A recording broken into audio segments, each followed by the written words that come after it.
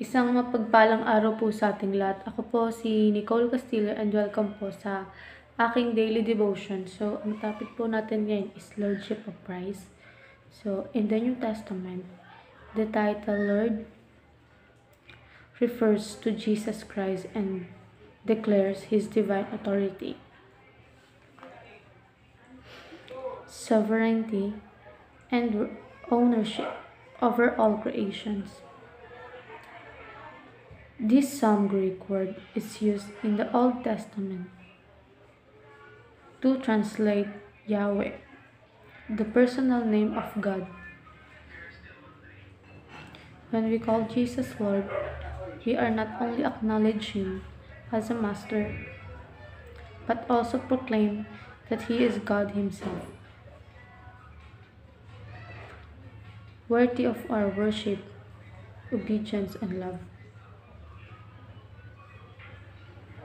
To confess Jesus is Lord is to surrender to His rule and trust in His divine care.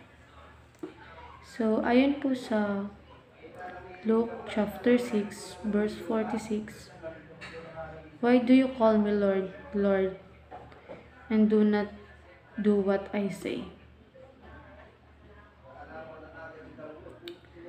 So, dumako naman po tayo sa ating katuruan.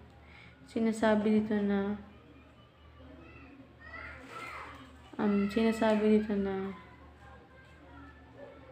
the Lordship of Christ brings order out of chaos. So, ang pamumuno ni Kristo ang nagdadala ng kaayusan sa gitna ng kaguluhan. So, minsan magulo ang buhay, maraming problema, stress, at confusions.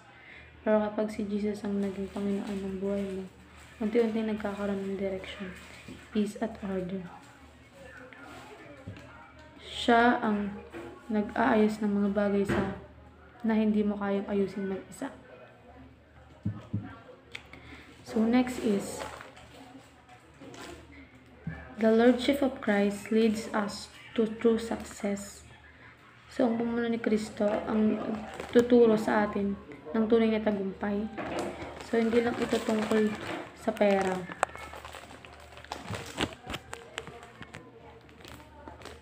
o achievements. So ang tagumpay ay ang buhay na ayon sa kalooban ng Diyos. So may purpose, may contentment, at may lasting joy. Kung si Kristo ang nasusunod sa buhay mo, doon ka talaga magiging successful in God's eyes. So next is, the Lordship of Christ is our strong foundation. Si Kristo ang matibay na pundasyon ng ating buhay. So parang bahay, kailangan ng matibay na pundasyon para hindi matumba.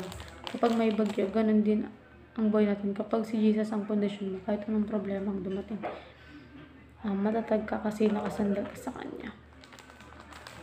So sa applications naman, surrender all your stubborn to the Lord. So isuko mo lahat sa Diyos. So minsan ayaw natin magpasakit. Gusto natin sundin ang sarili lang natin paraan. Pero kung gusto mo maranasan ang kaayusan at tagumpay, kailangan mong iwan ang pride at matutong mag-submit kay Jesus. So next is, shape your life